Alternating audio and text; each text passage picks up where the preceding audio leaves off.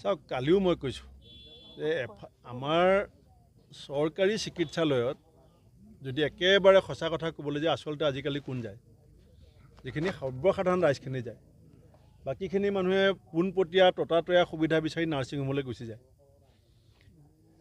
কিন্তু এই হস্পিটেলবিলাকত যিকেইখন আঁচনি প্ৰৱৰ্তন কৰা হৈছিলে বা যিকেইটা আঁচনি চলি আছিলে তাৰো 100% লাভালাভ কেতিয়াও ৰাইজে পোৱা নাই।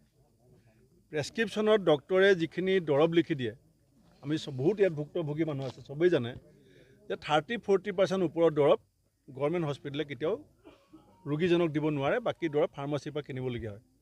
এতিয়া সেইখিনি ক্ষেত্ৰত মুখ্যমন্ত্ৰীগৰাকীয়ে যিটো সিদ্ধান্ত ল'বলৈ গৈ আছে, ইয়াৰ পৰা প্ৰথম কথাটো হৈছে যে চৰকাৰ আৰ্থিকভাৱে যে দেউলীয়া হৈছে, চৰকাৰে যে সাধাৰণ মানুহৰ কাৰণে চিন্তা কৰিব পৰা শক্তি নাইকিয়া হৈছে, সেইটো প্ৰমাণ হৈছে।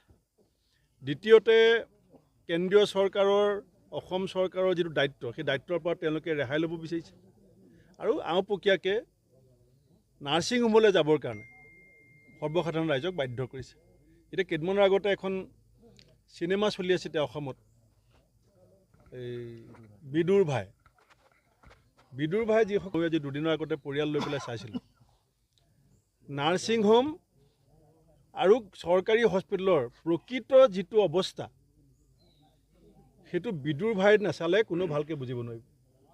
আৰু বিদুৰ ভাই চালে অসমৰ প্ৰতিগৰাকী সৰ্বসাধাৰণ মানুহে বুজিব যে নাৰ্ছিং হোম আৰু স্বাস্থ্যকেন্দ্ৰ বা গভৰ্ণমেণ্ট হস্পিটেলৰ মাজত পাৰ্থক্য আৰু সমস্যা আৰু ৰাইজৰ অৱস্থা কি।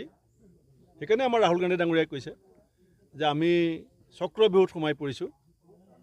মই ভাবিছোঁ বিদুৰ ভাইতে ধুনীয়াকৈ সেই গোটেই হস্পিটেলৰ চক্ৰবিহুটো খুব ধুনীয়াকৈ দেখুৱাইছে। সেইকাৰণে মই ভাবোঁ যে ৰাইজেও চিন্তা কৰাৰ সময়, আৰু চৰকাৰে নোৱাৰে, চৰকাৰে আচলতে হাত দাঙি দিছে।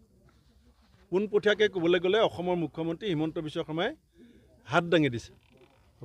তপন গগৈ যিহেতু কংগ্ৰেছত আহিব বুলি এটা খবৰ ওলাই আছে, এই ক্ষেত্ৰত কি ক'ব? মই নাই শুনা, পেপাৰত মই পঢ়িছোঁ, মোৰ লগত যোগাযোগ হোৱা নাই। বিজেপিৰ পৰা যদি কোনোবা আহিব বিচাৰে কংগ্ৰেছলৈ? আমাৰ সিদ্ধান্ত হৈছে যদি যিখিনি জিলা পৰ্যায়ৰ ব্লক পৰ্যায়ৰ নেতা তেখেতসকল যদি আহিব বিচাৰে তেতিয়া আমাৰ জিলা ব্লকত আলোচনা হ'ব। যদি ৰাজ্যিক পৰ্যায়ৰ নেতা আহিব বিচাৰে, আজিকালি আমি একেবাৰে পোনছাটেই লৈ ল'ম বুলি নকৈ কেছ টু কেছ আমি অলপ আলোচনা কৰি কাৰোবাক ল'ম কাৰোবাক নলওঁ, এনেকুৱা প্ৰক্ৰিয়া এটা চলি আছে।